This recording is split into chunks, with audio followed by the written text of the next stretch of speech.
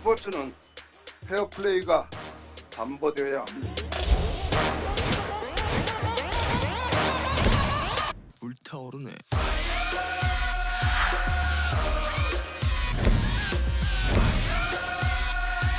베이징 올림픽이 아니라 중국 체전이다라는 비아냥까지 나오고 있습니다. 동계올림픽은 무슨 중국 정부 체질입니까?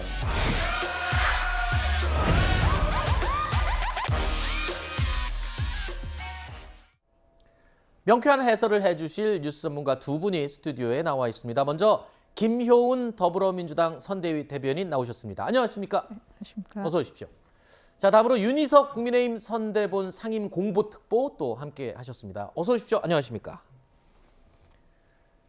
베이징 올림픽 쇼트트랙 편파 판정을 두고 우리 국민들의 분노가 지금 날로 커지고 있습니다. 대선 후보들 역시도 한 목소리로 이 편파 판정을 비판했습니다. 매우 실망스럽고 또 우리 국민들이 가지시는 분노에 저도 같은 느낌을 갖습니다. 지구촌 화합의 장이어야 될 북경 올림픽이 자칫 동네 잔치로, 중국 동네 잔치로 이렇게 좀 변질되고 있다는 그런 아쉬움이 들고 중국 체육 당국이 또 중국 당국이 좀 성찰할 필요가 있겠다는 생각이 듭니다. 우리 선수들의 분노와 그 좌절에 대해서 깊이 공감하고 이번 올림픽 상황을 보고 우리 아이들이 공정이라는 문제에 대해서 많이 실망하지 않았을까 걱정이 되고 상호 존중에 입각해서 또 상대의 국익을 존중해 가면서 이루어지지 못했기 때문에 국민들에게 그런 마음이 생긴 것이 아닌가. 들으신 것처럼 이재명 후보 그리고 윤석열 후보뿐만 아니라 심상정 후보, 안철수 후보도 역시 석연치 않은 판정으로 올림픽 정신이 훼손됐다.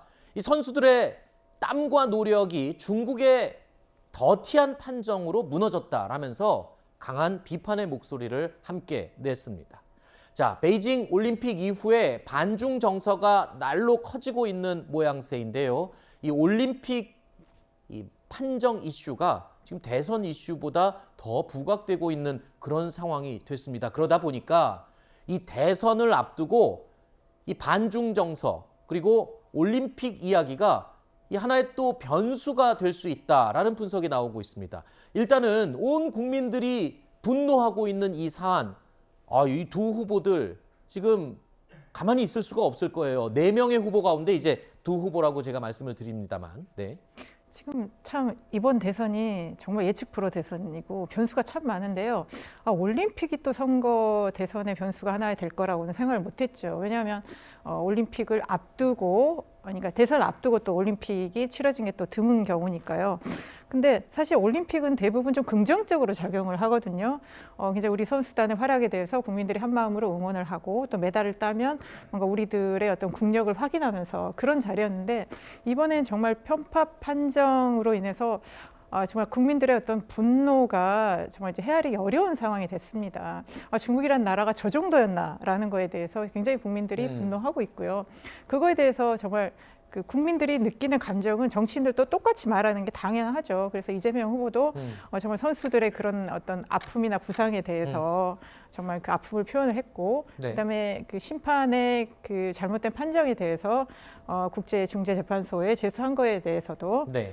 찬성의 입장을 밝혔습니다. 네. 그래서 정말 이 국민들이 정말 이 올림픽의 가장 기본적인 이 정신들이 훼손되지 않고, 그다음에 어떤 이런 것들이 중국이 어떤 정치적으로 활용하지 않도록 네. 하는 그런 어떤 한 목소리를 정치권이 내는 것은 바람직하다고 봅니다. 안 그래도 대선 앞두고 변수가 많았었는데 이 올림픽 변수가 떠오르리라고는 이 많은 사람들이 그렇게 예측하지는 못했었던 거거든요. 그렇죠. 이 올림픽이 다른 데가 아니라 중국에서 벌어지고 있고 또 중국 선수들과의 경쟁에서 우리 선수들이 많이 불이익을 받았다는 것 때문에 이것이 소위 말하는 반중 정서, 여기에 입각한 대선 변수가 됐다, 이렇게 이제 판단을 하는 건데요.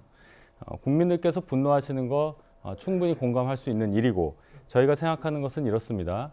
한중 관계라는 것에 문제가 있다, 이런 생각을 우선 해봐야 되는데, 네. 과연 상호 존중이라는 원칙에 입각한 한중 관계냐, 그러면 그것이 아니라고 지금 본다면 왜 그런 것이냐? 네. 지난 5년간의 문재인 정부의 외교 정책에서 기인한 것이 아니냐는 생각이 들고 중국이 힘을 앞세운 세계 질서를 재편하려는 이러한 시도에 우리는 어떻게 현명하게 대처하느냐 이런 전략을 잘 찾는 것이 정치권의 의무라고 이렇게 생각합니다.